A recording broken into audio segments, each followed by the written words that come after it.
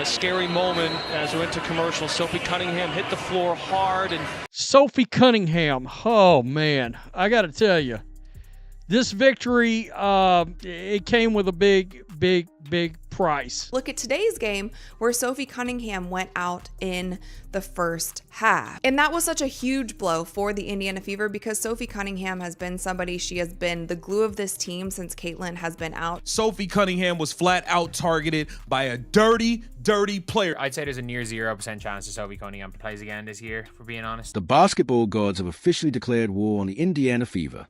And today, they delivered their most devastating blow yet by taking out Sophie Cunningham in the most heartbreaking way possible.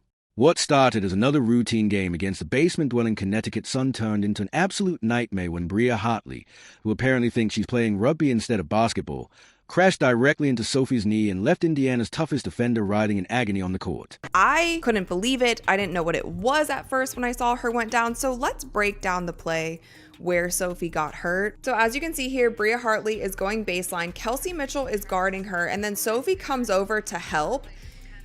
And then Bria Hartley falls on her leg, and Sophie immediately grabs like her shin area. They went at Sophie Cunningham early, and considering this is Bria Hartley, I'm not ruling out that she jumped through her knee.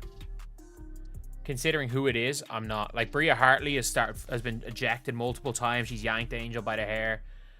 This is the Connecticut Sun. This is a team that have jumped through players' knees before. Bria Hartley has had dirty plays all season. But you got to know who we're talking about. Bria Hartley is the same girl that pulled Angel Reese out of there by her ponytail just last game, I think 2 days ago. She pulls Becca Allen by her head to the floor, and Ariel Atkins goes over there to protect her teammate. Bria Hartley has been doing dirty things for all season. She's been a dirty player. The sight of Sophie clutching her right knee while tears streamed down her face was enough to make every Fever fan question whether this cursed season will ever catch a break from the injury plague that's been haunting them all year. But here's where this story takes the most incredible turn you could possibly imagine, because what happened next defied every law of physics, mathematics, and common sense, as the Indiana Fever pulled off the largest comeback in franchise history without their defensive anchor and with a roster held together by athletic tape and pure determination.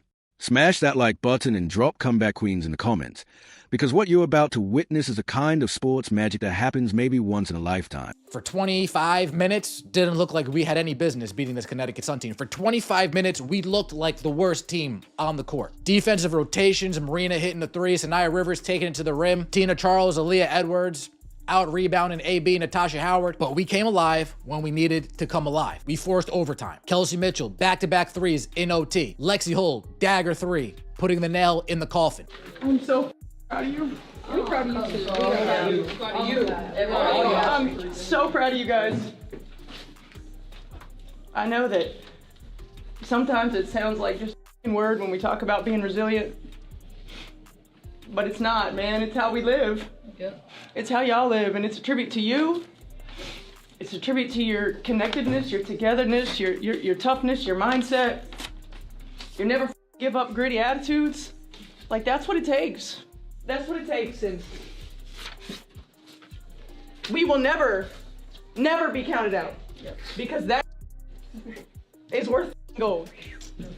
That is worth gold. The injury itself was absolutely sickening to watch unfold in real time. And anyone who's been following the WNBA this season knows exactly who Bria Hartley is and what kind of reputation she's built for herself. This is the same player who pulled Angel Rhea out of the air by her ponytail, the same dirty competitor who's been throwing elbows and making reckless plays all season long while somehow avoiding the kind of consequences that should have gotten her suspended months ago.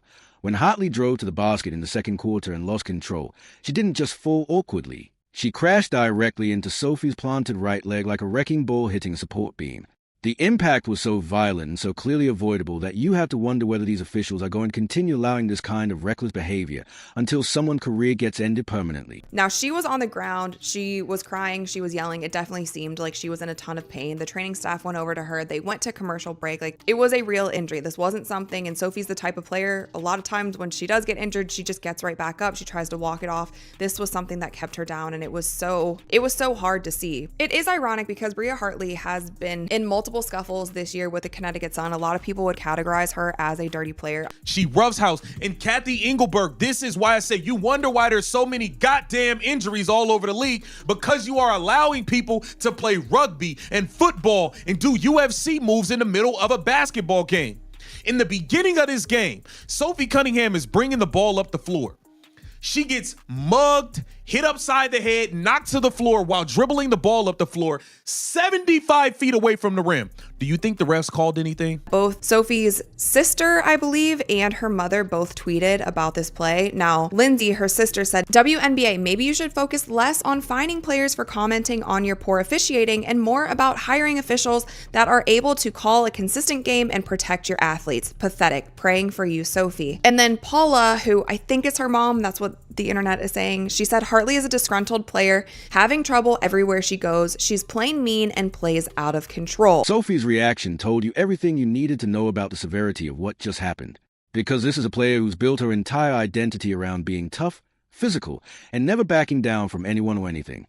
Watching her immediately grab her knee and start hopping around on one leg before collapsing to the floor in visible agony was the kind of moment that makes your stomach drop, because you know something serious just occurred. The fact that she had to be helped off the court by trainers and teammates while clearly struggling to put any weight on that leg should have been the end of the story for Indiana, especially considering they're already down to basically a skeleton crew of healthy players.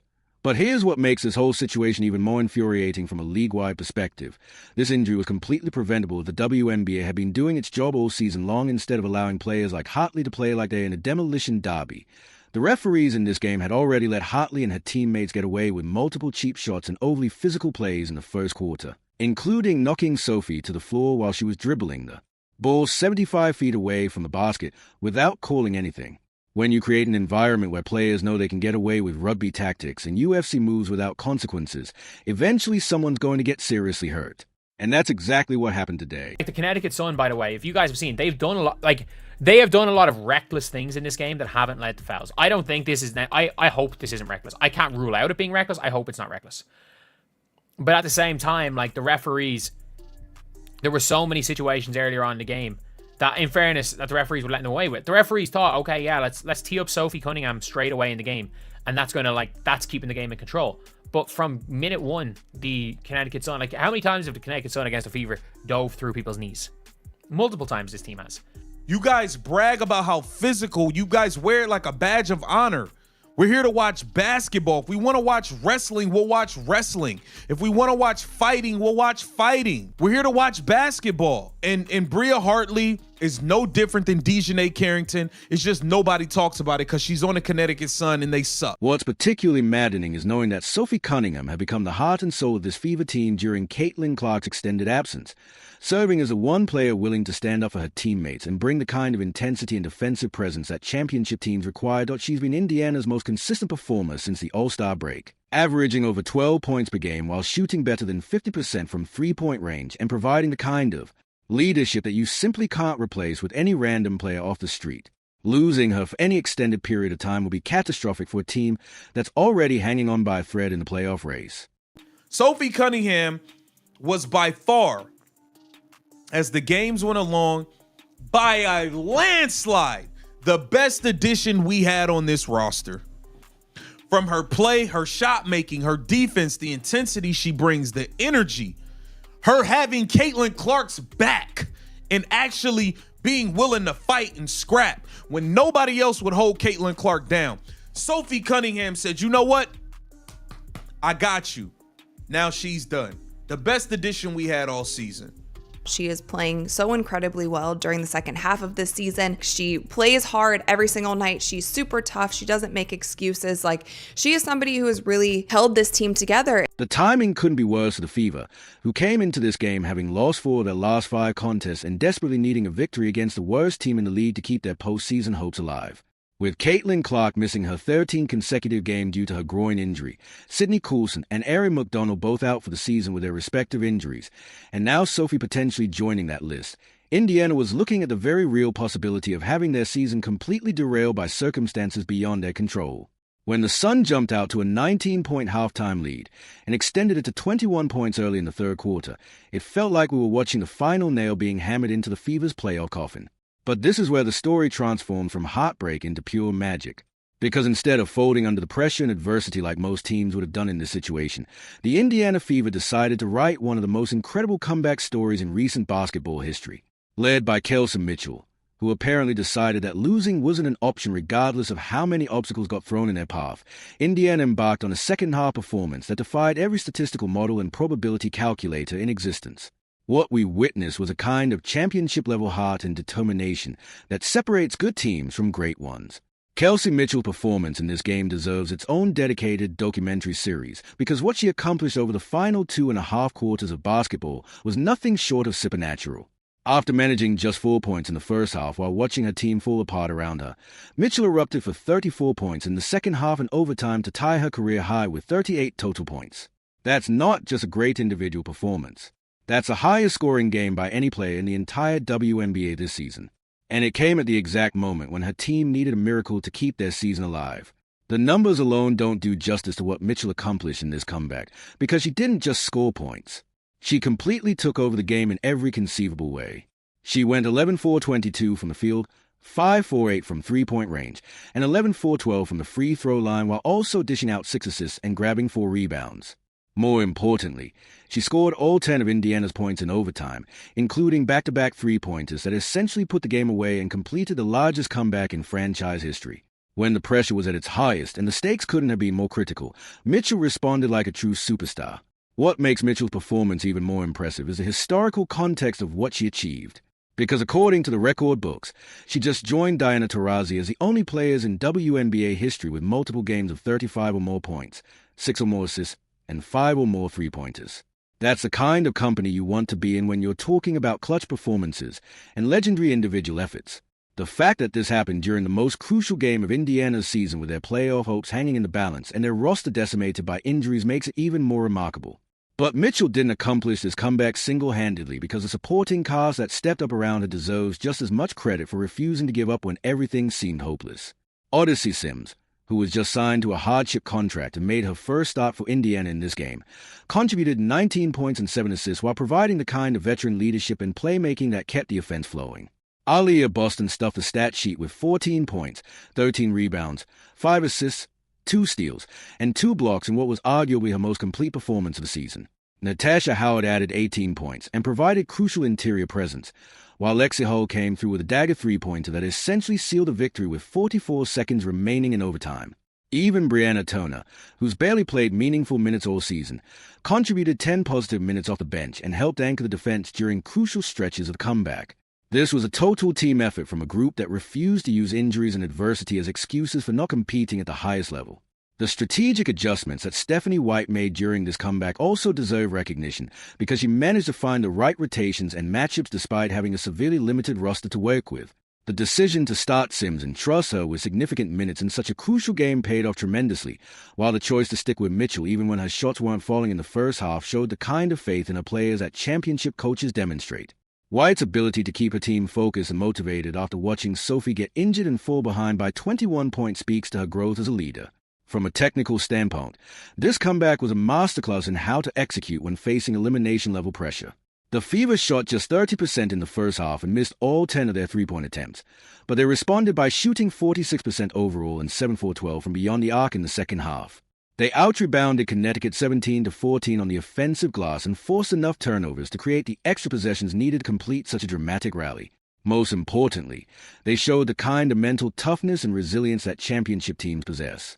The emotional significance of this victory extends far beyond just the basketball implications because it represents everything that makes sports compelling and inspiring. Here's a team that's been battered by injuries all season long, that's watched their superstar miss most of the year, that's had to sign players off the street just to field competitive roster, and that just lost their emotional leader to what could be a serious knee injury. Any normal group would have used those circumstances as justification for giving up and focusing on next season, but instead they dug deeper and found a way to pull off a miracle. This comeback also sends a powerful message about the character and culture that's been built within the Indiana Fever organization, because you don't accomplish something like this without having the right people in place and the right mindset established. The fact that role players and newcomers stepped up in crucial moments shows that this isn't just about individual talent. It's about having a collective belief system that refuses to accept defeat even when the odds are stacked against you. That's the foundation upon which championship runs are built. Looking ahead, this victory could serve as a catalyst that transforms Indiana's entire season and playoff trajectory. They improved to 19-16 with a win and now sit 2.5 games ahead of the 9th-place Los Angeles Sparks with just 9 games remaining in the regular season. More importantly, they proved to themselves and everyone else that they can overcome any obstacle when they play with the kind of heart and determination they showed in this comeback. That confidence and momentum could be invaluable heading into the final stretch of the regular season and potentially the playoffs. The uncertainty surrounding Sophie Cunningham's injury status will obviously be a major storyline moving forward, as she's scheduled to undergo an MRI on Monday to determine the extent of the damage to her right knee. The fact that she was in visible pain and couldn't put weight on the leg doesn't bode well for a quick return. Hopefully, the injury turns out to be less serious than it initially appeared. Indiana simply cannot afford to lose another key player for an extended period. Sophie brings a unique combination of toughness, shooting, and leadership to the table that you just can't find anywhere else. The broader context of this injury epidemic that's plagued the Fever all season long raises some serious questions about player safety and league oversight that need to be addressed immediately. When you have a team that's lost Caitlin Clark for extended periods due to multiple soft tissue injuries, Sydney Coulson to a torn ACL, Ari McDonald to a broken foot, and now potentially Sophie Cunningham to a knee injury caused by reckless play, at what point does a league office step in and admit there's a systemic problem? These aren't just random accidents or bad luck. They are the inevitable result of allowing a culture of overly physical play to flourish without proper consequences. The way Bria Hartley has been allowed to continue her dirty tactics all season long, without facing meaningful punishment, is exactly what's wrong with WNBA officiating and player discipline. This is a player who has a documented history of dangerous plays, including pulling Angel Reese down by a ponytail and repeatedly making reckless contact with opponents throughout the year. Yet somehow she's still on the court making the same dangerous plays that injured Sophie today. When player safety takes a backseat to letting the game flow naturally, you end up with preventable injuries that could derail entire seasons. What makes this injury even more tragic is knowing how much Sophie means to this Fever organization. Beyond just her on-court contributions, she's been the one player willing to stand up for Caitlin Clark when opponents try to intimidate or target her. She's brought a defensive intensity and competitive fire that transformed Indiana's identity from soft to scrappy. Her leadership in the locker room and ability to connect with younger players has been invaluable during a season filled with adversity and challenges. Losing that presence, even temporarily, creates a void that goes far beyond statistics and box scores.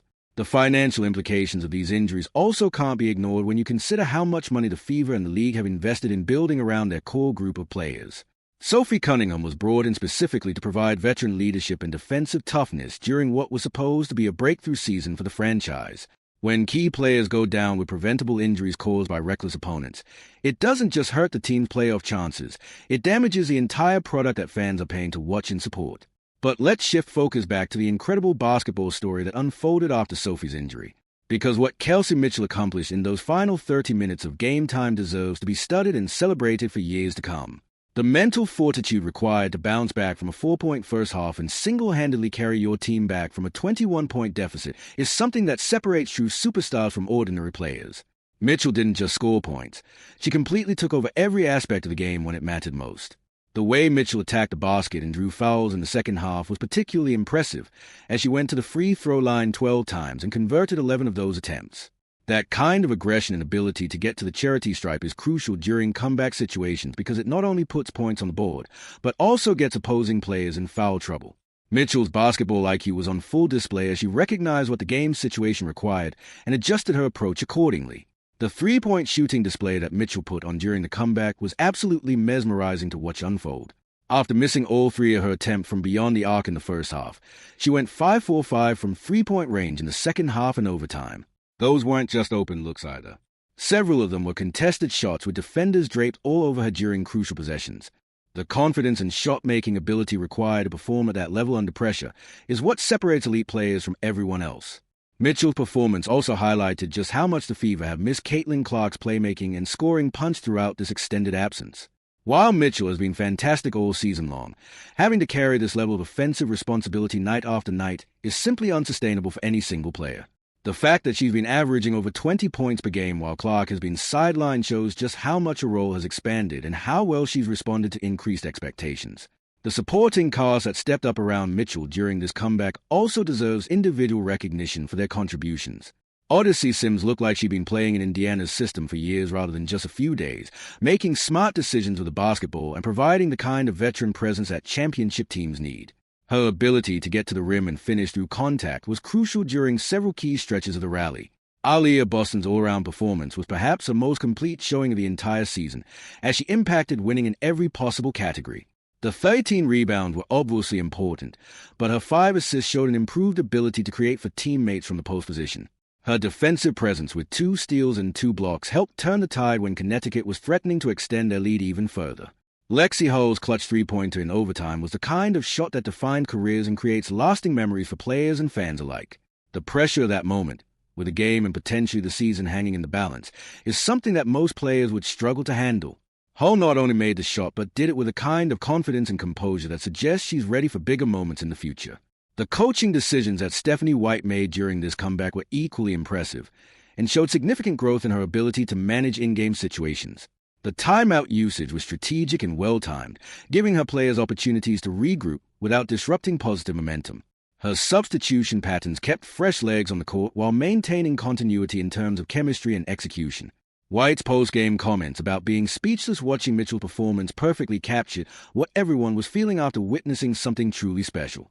The fact that she was willing to let Mitchell play through her early struggles and continue taking shots showed the kind of trust in her players that great coaches demonstrate. That faith was rewarded with one of the most memorable individual performances in franchise history.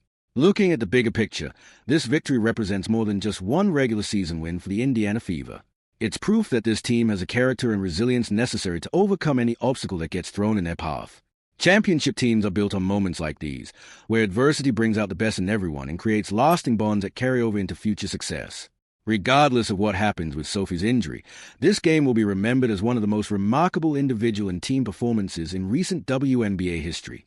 Kelsey Mitchell's 38-point explosion, the largest comeback in franchise history, and the way this depleted roster came together in the face of adversity created the kind of sports moment that reminds you why we love basketball in the first place.